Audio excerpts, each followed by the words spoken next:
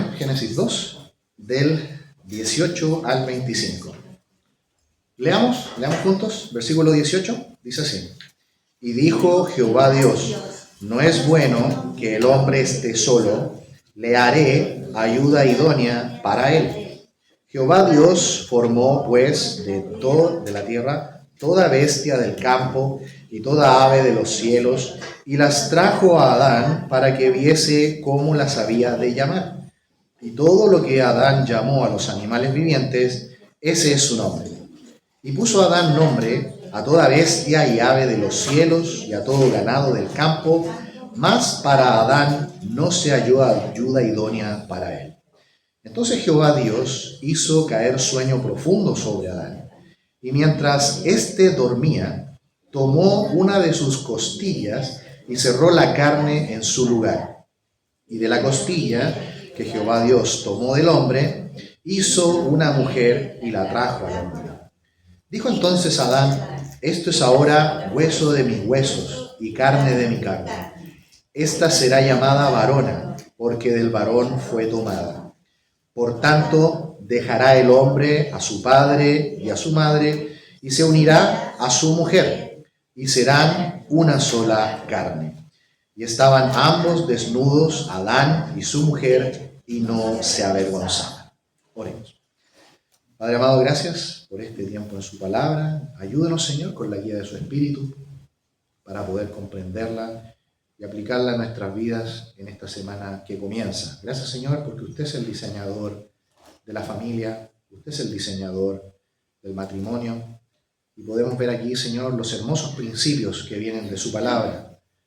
Estamos en un mundo donde han querido cambiarlo todo y olvidarse de lo que dice su palabra, pero ayúdanos, Señor, a nosotros a vivir de acuerdo a estos principios. Padre amado, lo pedimos todo en el nombre de Jesús. Amén. Muy bien, queridos hermanos. Vamos a ver en el día de hoy la creación de la mujer, la creación de Eva. No sé si ustedes lo han notado, pero en la antigüedad hay muchos relatos de la creación.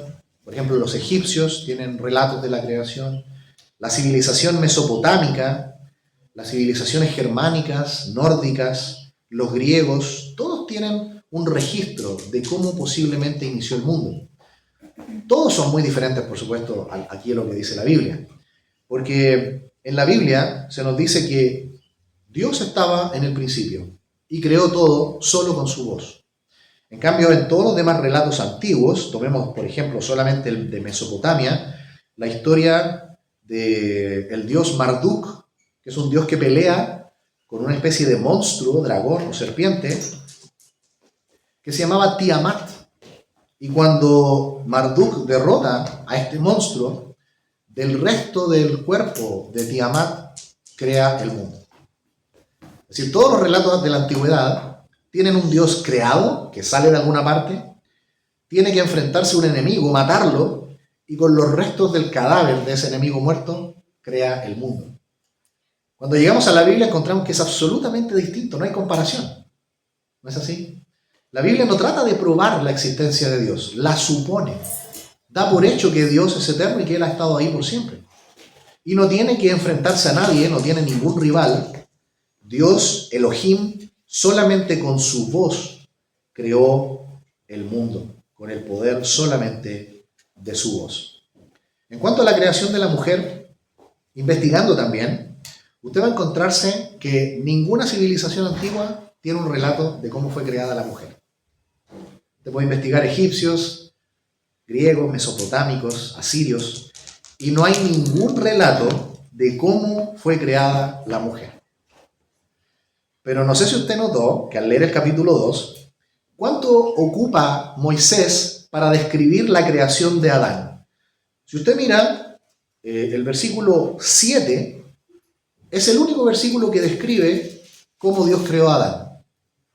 Pero de la mujer hay 6 versículos que describen cómo fue creada la mujer.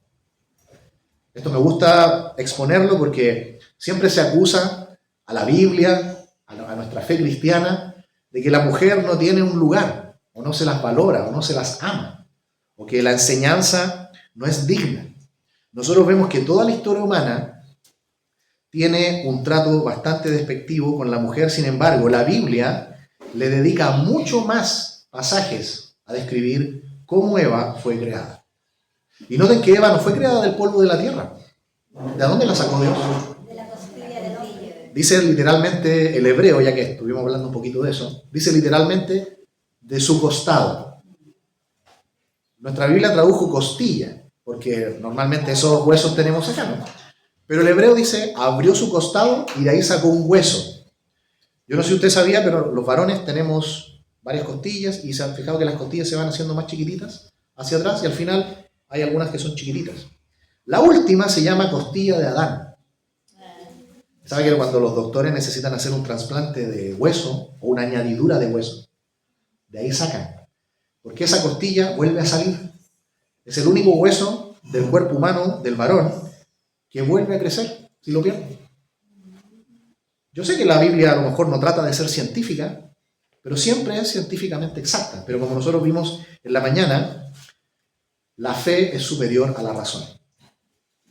Yo sé que vivimos en un mundo donde tal aseveración no se acepta, ¿no? El mundo dice, no, todo tiene que ser lógico, razonable. Pero ¿saben qué? ¿Por qué la fe es superior a la razón? Porque la fe perfecciona a la razón. Cuando Dios le dijo a Abraham, vas a tener un hijo con tu esposa Sara, ¿era razonable? ¿Era biológicamente posible? Era imposible. Y no fue a los 75 años, fue a los 100 años de Abraham. ¿Saben por qué? Porque la fe supera a la razón. La fe hace posible cosas que la razón jamás va a entender. Muchos grandes científicos, doctores, gente extremadamente inteligente en esta vida, que incluso nos regalaron avances tecnológicos, van a irse de este mundo ateos, sin Cristo en su corazón, con la mayor cantidad de doctorados y de estudios y de gran sabiduría.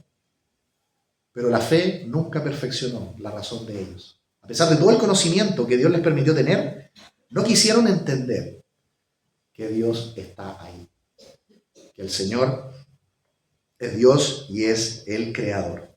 Así que notamos que hay un solo versículo para describir la creación del hombre, pero para describir la creación de Eva tenemos seis versículos. Además, la Escritura, si usted la ha estudiado, notaremos que en la Escritura siempre se nos habla muchísimo de la mujer. Proverbios 31, ¿no es un pasaje hermoso dedicado a la mujer? La mujer virtuosa. También Dios le dice a Abraham, escucha la voz de Sara. Ponle atención también a ella. Porque como vamos a ver, la mujer Dios la creó para que sea ayuda idónea. Ayuda idónea. Es un hermoso concepto que lo vamos a ver con la ayuda del Señor en este día. Así que, ¿cuál es el propósito por el cual Dios ahora va a crear el matrimonio, va a crear la familia? Porque Dios quiere revelarse en la creación en todos los niveles. Los cielos cuentan la gloria de Dios y el firmamento anuncia la obra de sus manos. Pero nadie mejor que el matrimonio y la familia grafica mejor cómo es la Trinidad de Dios. Porque Dios es un solo ser, pero revelado en tres personas, ¿cierto? Padre, Hijo y Espíritu Santo. Y los tres se aman y los tres trabajan juntos. El Padre ama al Hijo y el Hijo ama al Padre. Y el Espíritu Santo es el abrazo de amor que les une a ellos. Por lo tanto, ¿para qué creó Dios el matrimonio? Para mostrar cuán profunda es la relación de amor que hay dentro de Dios y de las personas divinas. Por lo tanto, el matrimonio debería ser un testimonio audiovisual de la relación de la Trinidad y también, para que usted vea que Dios nos insiste, de la relación de Cristo ¿con quién? ¿No somos nosotros una esposa en preparación? Somos la novia todavía. ¿Cierto? Somos la novia, ya estamos comprometidos y prometidos. Tenemos un esposo que nos está esperando, que es Cristo. Por lo tanto, ¿por qué Dios creó al hombre? No solamente para revelar su gloria, revelar cómo es la Trinidad, el amor que hay dentro de la Trinidad, sino que también para escoger a un grupo de esa creación redimida y edificar una esposa pura y santa para su Hijo Jesús.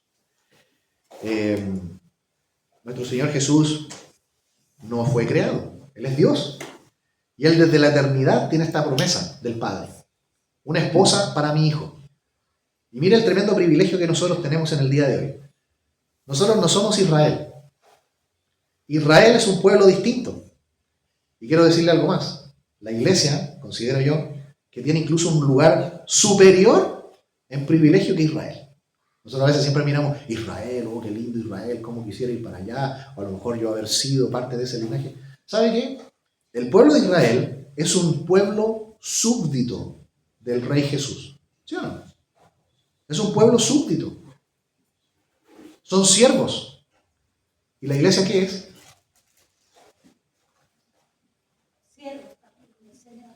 Pero en la relación con Cristo, ¿qué somos? Somos la esposa. Es decir, lo digo con cuidado, en la dignidad y en el privilegio que Dios nos ha dado, la iglesia es mejor y superior que Israel. Porque somos la esposa del Cordero. Ellos son solamente súbditos del rey. Nosotros somos la esposa.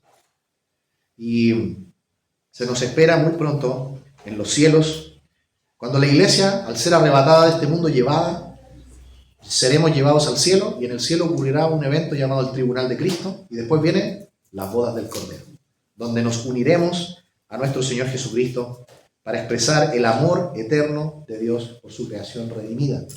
Así que, hermanos, todo esto está aquí, en la creación de Adán y también de Eva. Así que, como pueden ver, la Biblia destaca muchísimo a la mujer. ¿Usted ha visto cómo tratan a las mujeres en otras culturas? ¿Cómo tratan a la mujer en la cultura africana? ¿Cómo tratan a la mujer en la cultura islámica? Subvalorada. Totalmente. Perdón.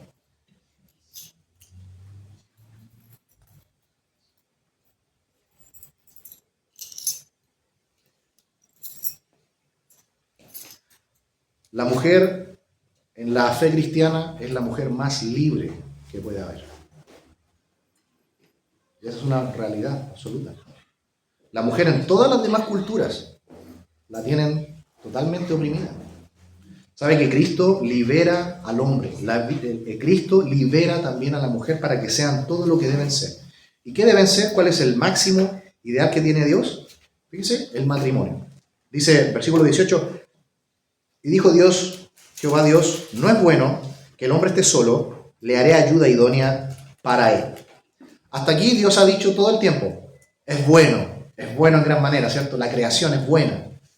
Pero miren lo que dice aquí de repente. De repente dice, no es bueno que el hombre esté solo. Es extraño, ¿no? Se supone que todo fue creado perfecto. Y Dios decide algo, le haré ayuda idónea para él. Es muy hermoso lo que nosotros podemos ver acá, porque dijimos al principio que en la Trinidad de Dios, las tres personas divinas, el Padre, el Hijo y el Espíritu Santo, hacen diferentes cosas. Por ejemplo, el Padre elige la esposa para su Hijo. El Hijo es el esposo, es el novio, que viene a este mundo a sacrificarla para ganarse a su novia, y la gana con su sangre. Y resucita por el poder ¿de quién? Del Padre y del Espíritu Santo. Notan que Dios siempre está trabajando en perfecta armonía, sincronía. Jamás el Espíritu Santo hace algo por su parte, solo. O el Hijo por su parte. Jesús dijo, yo veo a mi Padre trabajar y yo trabajo. Lo que hace mi Padre, yo lo hago. Señor, he venido para hacer tu voluntad. ¿Se fijan cómo el Hijo hace todo lo que el Padre le pide? Hay un orden, hay roles en cada una de las personas. Y aquí vamos a ver que Dios, luego de crearlo todo y crear al hombre, el hombre está solo. Y dice, no es bueno que el hombre esté solo. Le voy a hacer una ayuda, una compañera. Y esto es muy importante, alguien que lo complete. Dios ya le dio a Adán una misión. ¿Cuál es? Glorificar a Dios con su vida, labrar el huerto del Edén. ¿Qué más? Ponerle nombre a los animales. Esa es la misión que Dios le ha dado. Y Dios le va a dar una esposa para que Adán cumpla esa misión como Dios quiere hacer. Por lo tanto, para todos nosotros que tenemos hijos en crecimiento, cuando les enseñamos acerca de estas cosas, ¿qué le tenemos que decir a nuestros hijos? Primero entiende, hijo, ¿qué quiere Dios para tu vida? ¿A qué te ha llamado Dios? ¿Eres un hijo suyo? ¿Dios te ha dado talentos, dones? ¿Qué vas a hacer en la vida? ¿Qué vas a hacer en la iglesia? ¿Cómo vas a ayudar en la iglesia? ¿Cómo vas a servir a Dios? En el momento cuando un hombre tiene esas cosas claras, dice que el Señor le va a traer una esposa. Pero muchas veces invertimos el orden, ¿cierto? Y hacemos las cosas antes, después, entre medio, y se producen problemas, ¿no es verdad? Fíjense que Dios le trae. Eva se la trae a Adán. Dios va a traer a esa compañera cuando el hombre tiene claro el llamado que Dios le ha hecho en su vida.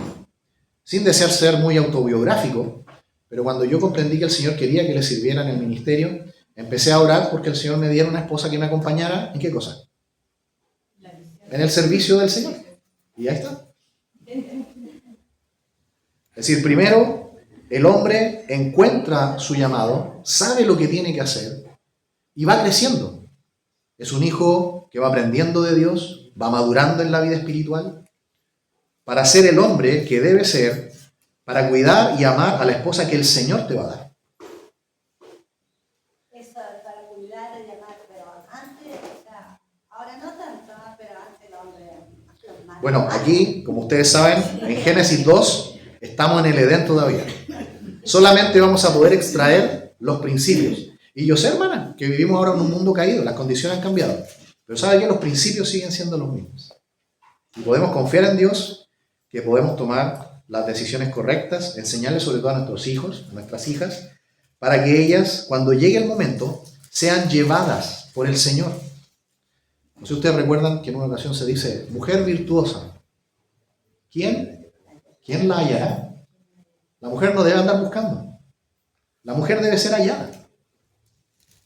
¿Qué tienes que hacer? Tienes que crecer en tu vida interior, conocer al Señor, llenarte de Él. El Señor te va a ir haciendo crecer, te va a ir haciendo edificarte por dentro.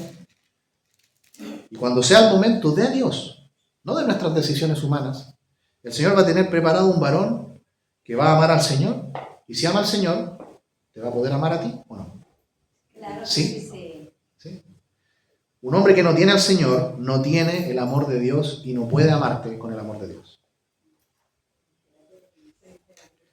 Dice aquí ayuda idónea. Idónea. Es la palabra eser. Esa es la palabra. Ayuda idónea. Tiene la idea de alguien fuerte que trabaja con el esposo en mutua complementación, en mutua contribución, en dependencia. Se ayudan. Es decir, un hombre soltero está completo o incompleto. Digamos la verdad, si no importa. Está incompleto. Está incompleto. Si bien puede hacer cosas, por supuesto, para el Señor, como el apóstol Pablo lo vemos que está solo y él sirve al Señor, pero recordemos que cómo era la vida en tiempos de Pablo. De hecho, Pablo, lo podemos ver más adelante, en 1 Corintios, 2 Corintios, él a veces incluso dice, mejor les sea quedarse como yo. ¿Por qué él a veces daba esos consejos? Porque en los tiempos de la ocupación romana, tú podías estar en tu casa con tu familia, con tus hijos, entraba una cuadrilla de soldados romanos con espadas y delante de tus ojos degollaba y mataba a toda tu familia y a ti te llevaba preso y te convertían en esclavo. Por lo tanto, ser familia en esos tiempos era muy peligroso, te podías exponer a eso. Pablo dice, si lo quieren hacer, Dios los va a ayudar.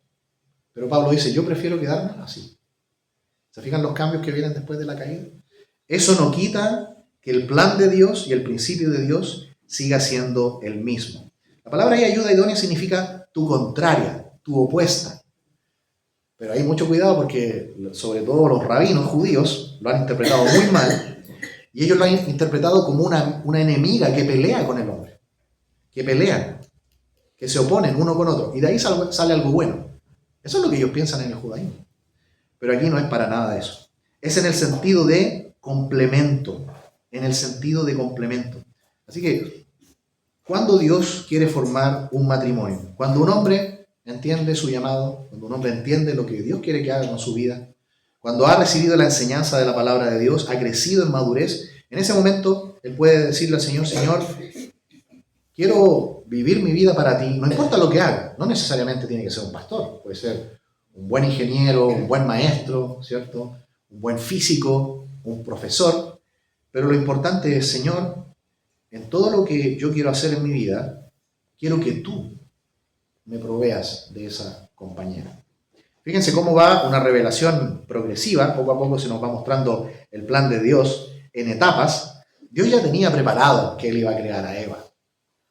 Lo que pasa es que Dios quería mostrarle a Adán que en toda la creación no había nadie que lo pudiera complementar. ¿Se fijaron que dice que miró en todos los animales del campo, las aves, y Adán seguramente miraba a los animales y los veía en parejas? Veía las aves, los animales, y él se miraba y decía, no hay nadie para mí, no hay nadie que me pueda complementar a mí. Yo veo en la creación que hay un diseño, hay un cosmos, está el cielo y la tierra, y Dios lo ha creado con perfección, pero yo me siento incompleto, yo me siento no terminado. Ese es el propósito que Dios tiene con el matrimonio de Adán y Eva, crear unidad. Crear unidad. Primero lo espiritual, segundo lo mental y al último lo físico. Hoy día el mundo, ¿qué nos muestra? ¿Cómo son lamentablemente muchas las relaciones que hay en el mundo? Solamente enfocados en el físico, en el cuerpo. Dios, como vamos a ver, nos da un orden.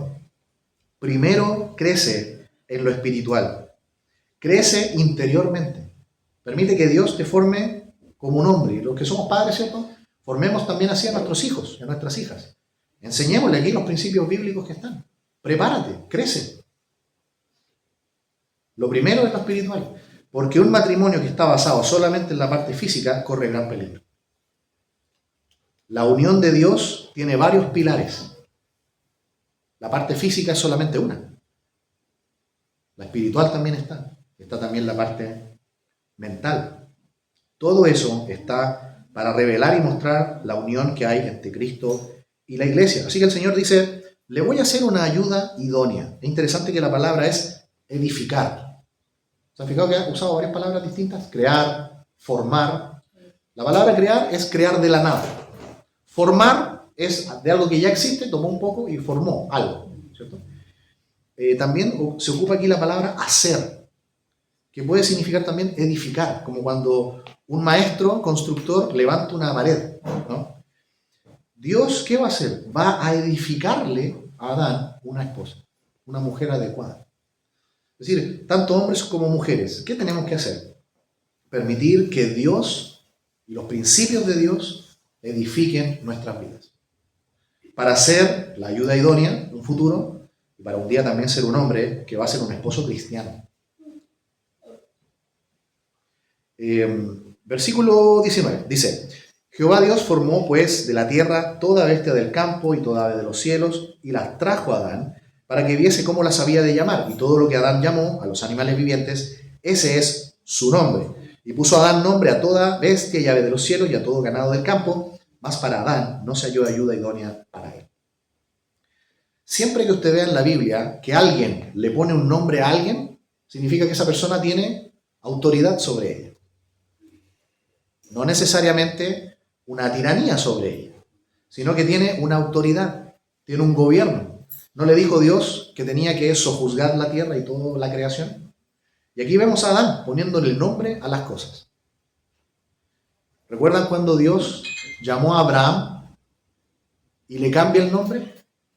Primero Abraham se llamaba Abram, con una pura A. Y después le puso Abraham, una H y otra A. Le cambió el nombre. ¿Por qué? Siempre que Dios le pone nombre a algo, es para mostrar que Él tiene su autoridad sobre él, su responsabilidad sobre ella. Varias veces encontramos esto.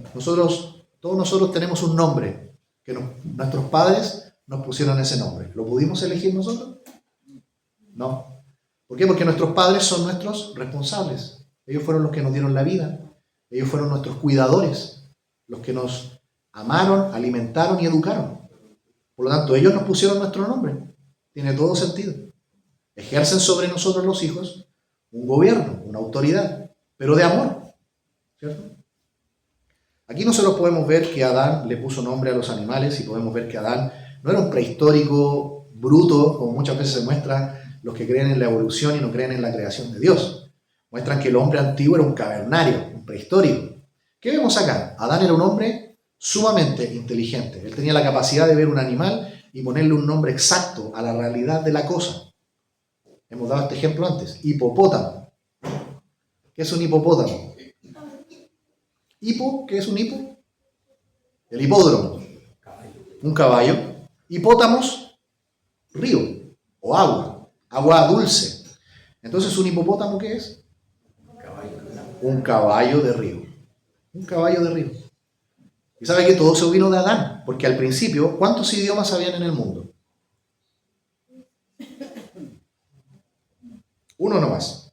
¿Cuándo aparecieron todos los demás idiomas? Génesis 11, en la Torre de Babel. Ahí Dios creó todos los idiomas para confundir al hombre y obligarlos a que se separaran en naciones. Pero hasta Génesis 11, en la tierra había un solo idioma. Y parece que era un hebreo antiguo, porque todas las palabras tienen raíces, morfemas iguales. Por ejemplo, mamá. Mamá se dice mother, mother, mutter, shima, ima. ¿Se fijan que está la sílaba ma siempre? Eso indica que los idiomas tienen un tronco común. Debió haber un idioma al principio y de ahí salieron los demás.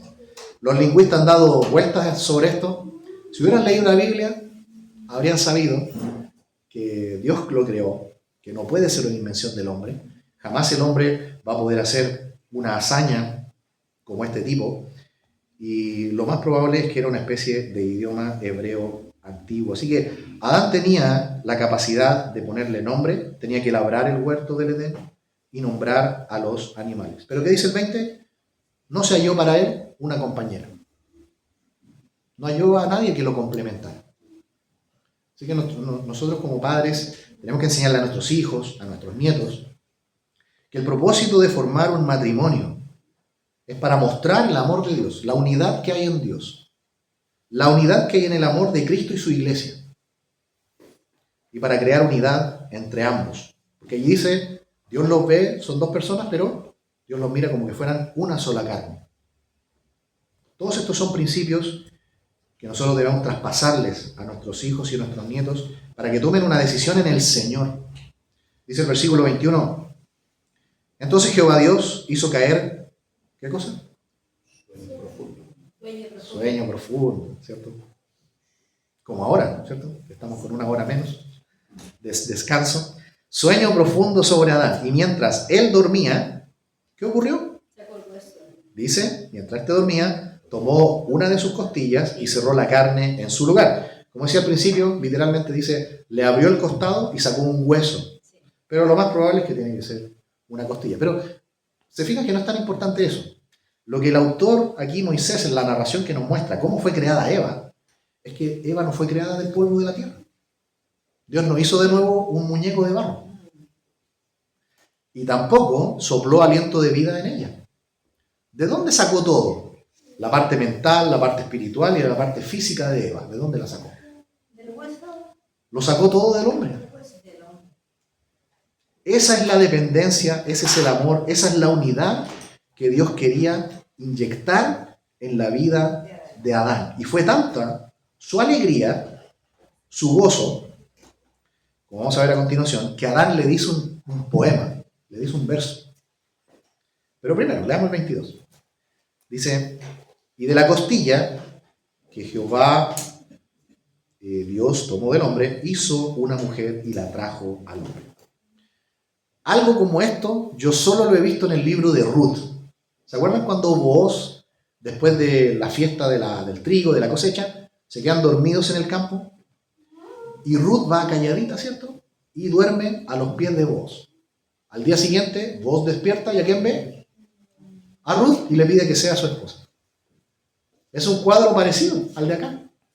Dios hizo dormir a Adán y mientras dormía, tomó toda la información espiritual, física y mental para crearle, recuerden la palabra, edificarle una esposa.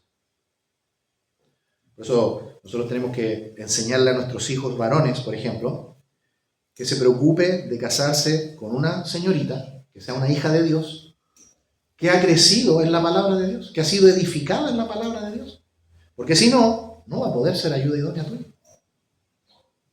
Si no tiene el amor de Dios en su vida, no va a poder ofrecerte la parte espiritual. Y notemos que la unión que hay en el matrimonio acá, bíblico, es espiritual con Dios, físico y mental.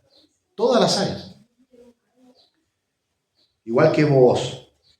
Booz, si ustedes recuerdan, Booz miraba a Ruth. ¿Se acuerdan en el libro de Ruth? Booz la miraba y decía, qué trabajadora que es esta. ¿De qué país era Ruth? Me olvidé, porque no era hebrea, era moabita. Decía, qué trabajadora que es esta Ruth, la moabita. Y la veía que ella trabajaba duro todo el día, de sol a sol en el campo, se preocupaba de su suegra, que pensemos por un momento, Ruth no tenía ninguna obligación de cuidar a Noemí. Ruth se podría haber ido a su casa, haber buscado otro esposo y empezar otra familia allá. Pero Ruth se convirtió de corazón al Señor y ella dijo, Noemí, yo ahora soy tu familia. Y ahora me voy a someter a las leyes de tu pueblo. Tu Dios será mi Dios. Porque la ley decía que cuando una mujer enviudaba, se tenía que casar con el pariente más cercano. Así que Ruth se fue con Noemí y esperó en el Señor. Vivieron duros días de mucha pobreza, de mucho trabajo durísimo. Pero ¿cómo era Ruth interiormente? Amaba al Señor, se convirtió genuinamente, quería aprender. Recordemos que su esposo muerto, que lamentablemente fallecen todos los hijos de Noemí en Moab, seguramente su esposo le habló del Señor. Porque ellos eran una familia que se había educado en la tierra de Israel. Y por alguna razón el Señor obró en el corazón de Ruth y se convirtió en una mujer virtuosa. Y Booz, que también era un hombre que había crecido espiritualmente, interiormente, había buscado al Señor durante toda su vida, como se dice ahora, hicieron match, ¿cierto? Porque él era un hombre que quería glorificar a Dios en su vida. Quería formar una familia que glorificara a Dios. Él tenía que ser un líder en el pueblo de Israel. Y él esperó a que el Señor le trajera desde Moab a su esposa. ¿Sí o no? Es el mismo proceso. Dios le edificó una esposa. Por lo tanto, ¿cómo debemos estar nosotros creciendo? Edificándonos, creciendo, preparándonos para que cuando el Señor nos muestre su voluntad, formemos matrimonios, formemos familias en Dios. Y los que ya estamos casados, ¿se acabó el crecimiento? ¿O sigue? Sigue. Saben que una de las experiencias, hay muchas experiencias lindas acá en la zona, pero una de las más bonitas es la leña, el fueguito. Nosotros en Santiago no conocemos mucho de estas cosas. ¿Saben que Dios al principio, cuando un hombre y una mujer se casan, el Señor pone un gran fogón inmenso, una fogata inmensa, un gran fuego? Pero el Señor lo deja ahí. Después, ¿quién tiene que ir a buscar leña y traer? ¿Dios? Nosotros. Si no, ¿qué le pasa al fuego? Se va apagando, se va acabando. Con las fuerzas de Dios, todos los días tenemos que ir a buscar la leña para mantenerla. Y el Señor da la fuerza, el Señor da los medios. Mujer virtuosa, ¿quién la hallará? Aquí dice que Dios se la trajo a Adán. Eso tenemos que enseñarle también a nuestros hijos, a nuestros nietos. Dios te va a traer a ti, tu compañera. Pero tú tienes que estar creciendo, madurando interiormente, espiritualmente, creciendo en Dios, formándote como un hombre para servir a Dios, para ser un hombre de Dios en este mundo. Lo primero, lo espiritual. Lo segundo, lo intelectual. Y al último viene lo físico. Fíjense que al final, cuando Dios ya nos unió en matrimonio, Dios dice, y ahora sí, serán una sola carne. Toda esa parte, creo yo, que está reservada para el matrimonio. Dice aquí la palabra de Dios en versículo 23. Dijo entonces Adán. Esto es una poesía. Esto es ahora hueso de mis huesos y carne de mi carne. Esta será llamada varona porque del varón fue tomada. Esta es la primera poesía que encontramos en la Biblia dicha por un hombre. Y se la dice a Eva. ¿Se acuerdan lo que yo les decía de que cuando alguien le pone nombre a alguien es porque él es responsable? Es porque él debe cuidar, debe amar y también ser el líder. La Escritura eso nos enseña. Aquí vemos que Adán le pone un nombre que demuestra que él, aunque nunca estudió gramática, pero el Señor lo creó con el conocimiento. ¿Se acuerdan cómo se dice hombre en hebreo? Ish. Ish. O sea, Adán, ¿cómo creó el femenino? Le puso una A al final. Isha. ¿Cierto? Hombre, Ish. Mujer, Isha. Creo que hay una Biblia por ahí de estudio que se llama Isha. Es Biblia de estudio para mujeres. Así que noten que así como Dios le cambió el nombre a Abraham, ¿se acuerdan que a Jacob también le cambió el nombre? Al principio se llamaba Jacob y después Dios le puso Israel. ¿Para mostrar qué cosa? Que Dios lo había elegido para él. Cuando Adán le pone nombre a Eva y le pone Isha, es porque él entiende que él es el responsable por su esposa. Y que Dios se la ha dado. Y como vamos a ver más adelante, el Señor Jesucristo, en Mateo 19, Él explica y cita este versículo para que nosotros veamos que el Señor Jesucristo creía en esto como algo real. Vamos a terminar buscando Mateo 19, por favor. Vayan juntando preguntas. Yo sé que dan ganas de hacer varias preguntas quizás. Quizás ahora no tenemos el tiempo, pero vayan anotando ideas y podemos también profundizar, porque yo sé que hay muchas cosas que se nos ocurren, ¿no? De por qué esto, por qué aquello. Fíjense la enseñanza, cómo el Señor Jesús creía. Mateo 19:4 dice, Él respondiendo les dijo, ¿no habéis leído que los hizo al principio varón y hembra y los hizo? Y dijo, por esto el hombre dejará padre y madre y se unirá a su mujer y los dos serán una sola carne. Así que no son ya más dos, sino una sola carne. Por tanto, lo que Dios juntó, no lo separe el hombre. Ese es el plan original de Dios. Yo sé que lamentablemente ahora estamos en un mundo caído. Ya han ocurrido muchas cosas. Pero ¿sabe qué? En el amor de Dios siempre hay esperanza para seguir viviendo con la gracia de Dios.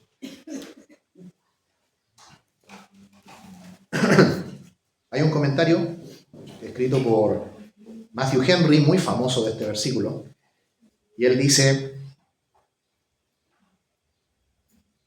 lo siguiente, que Dios no tomó un hueso de Adán de su cabeza para que Eva no lo dominase.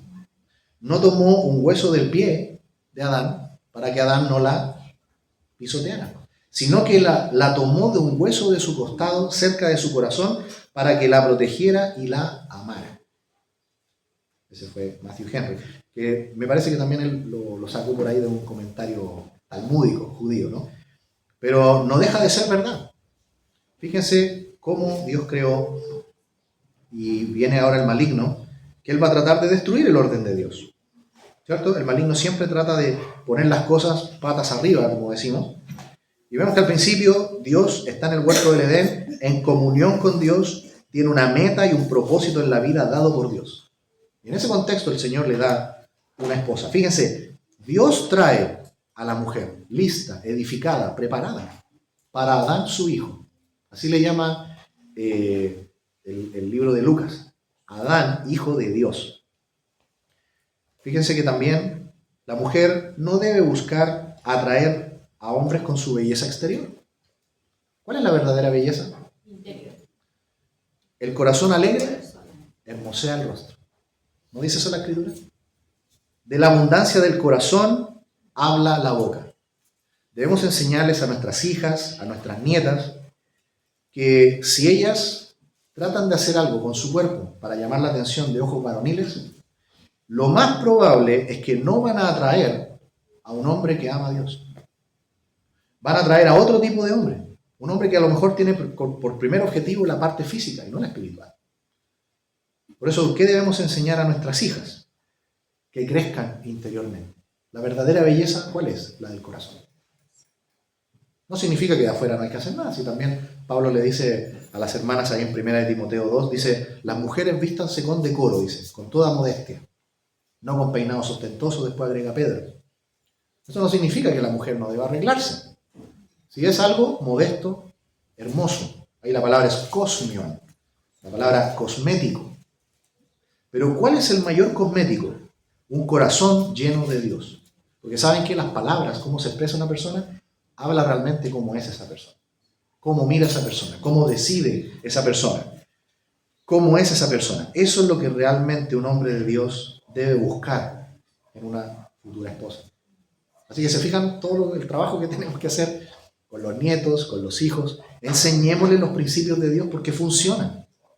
Son los mejores principios. Sansón es un triste caso, está en Jueces 14, donde el diablo invirtió el orden. Sansón nació para ser un nazareo, el voto nazareo, cabello largo, un juez en Israel, un hombre poderoso que iba a defender el pueblo de Israel como un capitán militar. ¿Pero a qué se dedicó Sansón?